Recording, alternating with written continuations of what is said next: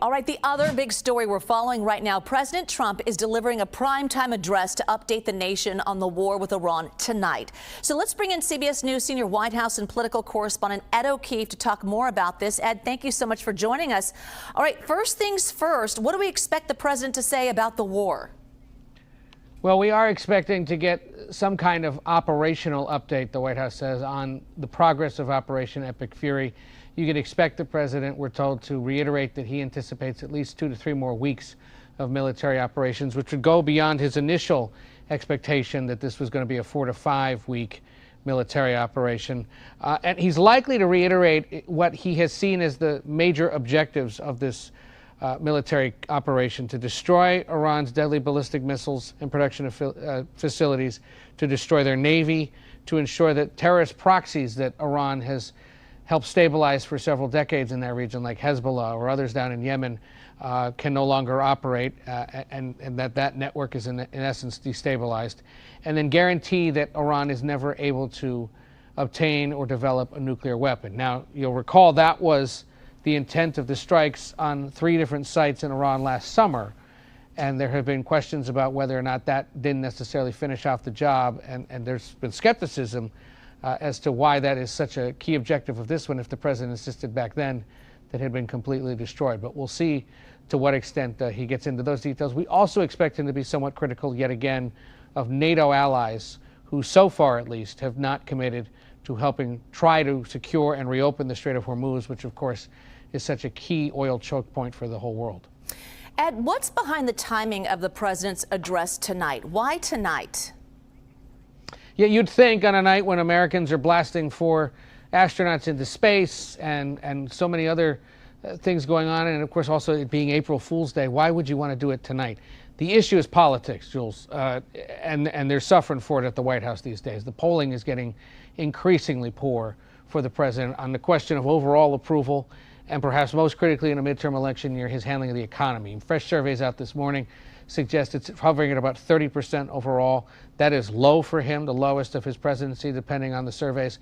But all signs continue to be trending downward when it comes to public support for him overall, for his stewardship of the economy, and for American support and understanding of this war. Our own polling at CBS has repeatedly shown a majority of the country doesn't believe he has thoroughly, clearly explained why it is the United States needed to get involved with this military operation in Iran, just as a majority said late last year they didn't understand the justification for going into Venezuela to get Nicolas Maduro. So when you take those two and the sustained criticism and skepticism and lack of understanding of why they're being done, the White House tonight trying to reset that, re-explain itself, or perhaps explain itself better for the first time 5 weeks into this conflict.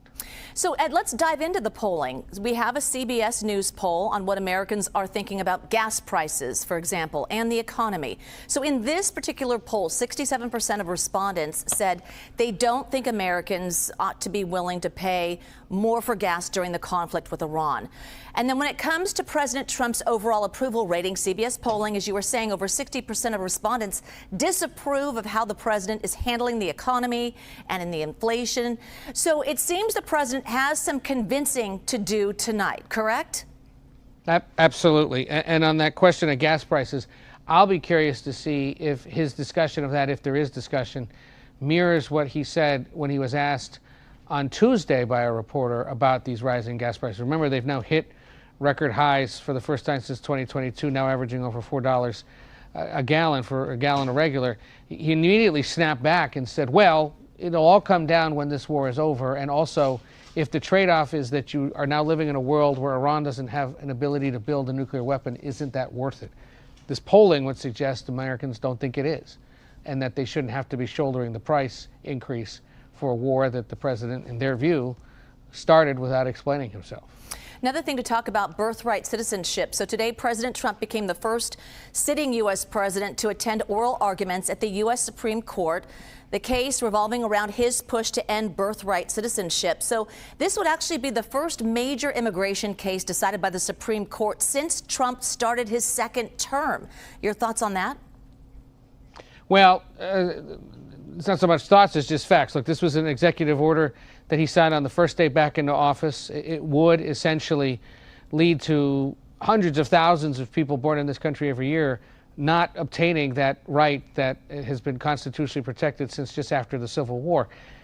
The argument the president, of course, has made is that he and his supporters believe undocumented immigrants and others from around the world have exploited that constitutional right by purposely coming into the United States to give birth to their children to ensure at least one member of the family is a U.S. citizen. That executive order that he signed, however, has not been enforced since it was signed on day one of his second term, in part because the administration and its conservative backers knew it was going to require this court test. And it appears the justices were quite skeptical of the president's push to get this done today, but you never know until the ruling comes, which we anticipate in late June. His decision to go, again, another example of politics, Jules. This has been a bedrock concern and priority for his base for the 10-plus years he's been running for president. The idea that immigration policy in this country needs to be dramatically revamped.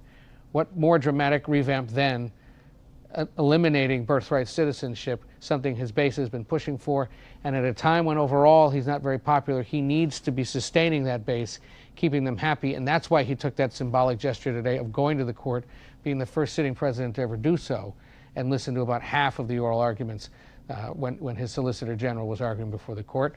Left the court, went back to the White House, undoubtedly to prepare in part for the speech he's giving in a little bit. Yeah, full day today, no doubt. Ed O'Keefe, thank you so much.